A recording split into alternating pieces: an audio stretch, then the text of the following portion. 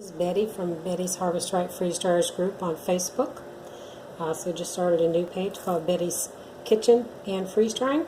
If you'd like to come check us out, the description box will have the links to both in there. These two trays have pineapple cake that I baked in this Wilton 6-cavity candy cookie mold. Then once they were baked, I put them on the trays, cut each one into 4 pieces. I put 9 of those cookie shapes here on the tray. You can see them. Listen, very hard they turned out. They will chew like biscotti, if you've ever had that. Extremely hard. But the difference being, these are going to be sweet and flavored as the different types of muffin or cake mix, cookie mix that you use inside the molds.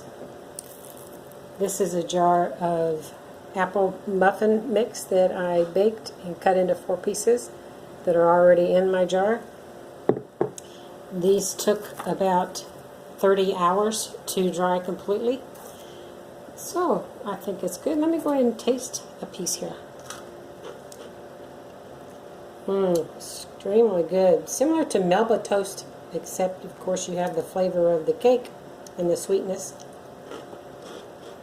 I did go ahead and add the ingredients that were on the back of the box, with the 3 large eggs and a cup of water, a little bit of applesauce instead of oil, the replacement. These are tasty.